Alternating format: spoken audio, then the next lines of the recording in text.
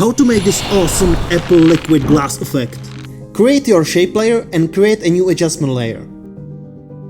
Find CC glass effect and add it to your adjustment layer.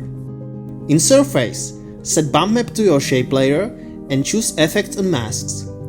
Softness set to 30, height 15, displacement 35. Go to light, set light intensity to 0, and in shading, set ambient to 100. Track matte adjustment layer to your shape layer. Find CC Blubberize effect and add it to adjustment layer. In Blubberness, set blub layer to your shape layer. Cutaway set to 6. In light, set light intensity to 300 and move with light direction as you wish. Now add Gaussian blur effect and set blurriness to 25. Good job! You are almost done. Add CC light sweep effect. Set width to huge number and sweep intensity to 0. Change direction and you can also change the light color. And you are done. Give me subscribe for more tutorials and comment what you want next. Thank you.